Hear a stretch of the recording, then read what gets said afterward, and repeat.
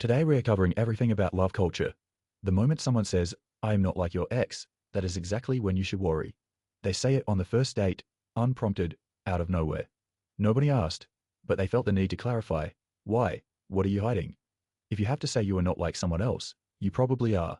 My ex said the same thing, word for word. It is a script. People who are different do not announce it. They show it. Actions do not need a press conference. If you're good, I will notice 0.3 months later, they do the exact same thing your ex did. Exactly the same.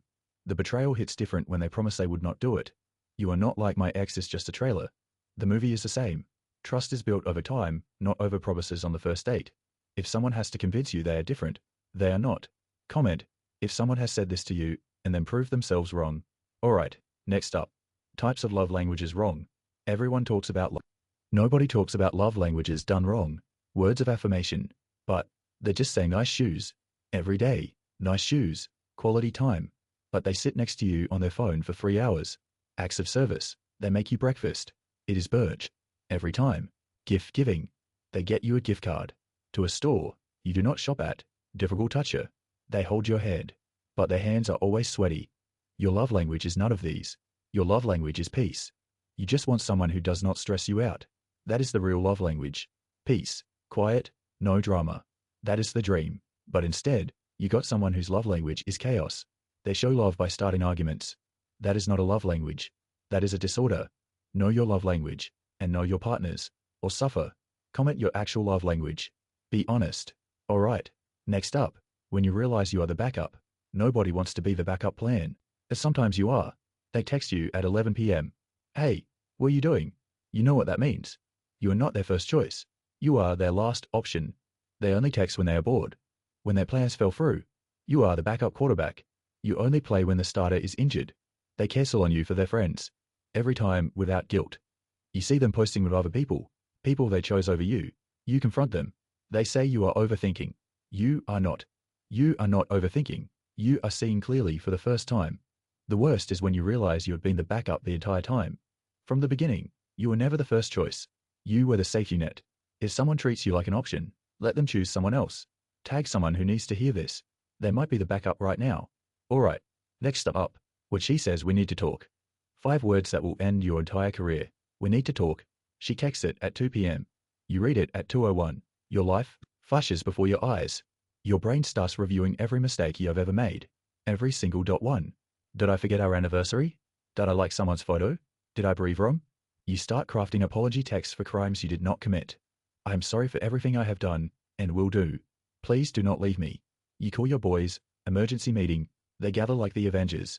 Your friend says, just be honest. Honest about what? I do not even know what I did. You walk in, arms sweaty, knees weak, arms are heavy. And then she says she just wanted to discuss what to eat for dinner. Dinner. You aged 47 years in 5 minutes. Over dinner. The words we need to talk should be illegal. They cause physical harm. Comment the worst we need to talk. Story you have ever experienced. Alright. Next up. When you meet their parents. Meeting the parents is a job interview you do not prepare for. You walk in. You are wearing your best outfit. You rehearsed your handshake. The dad looks you up and down. Like he is scanning for weapons. He asks what you do. You panic. You say you work in tech. You do not work in tech. You do not ask about your family. Your future. Your 5-year plan. Ma'am, I am 22. You are eating dinner, and the dad stares at you the entire time. Not eating. Just staring. You reach for the salt, and he flinches. What did he think you were going to do? The mum asks, if you want kids. On the first meeting, you say someday. She says how many. You say 2. She says that is not enough. The worst is when the dad takes you aside for a talk. A talk. He says hurt her, and I will find you. You say yes sir. You mean it. Meeting the parents is a trial by fire. If you survive, you are in. Tag someone who just met their partner's parents. Congrats on surviving. Alright, next up. Red flags you ignored. The red flags were there. You just chose to be colorblind.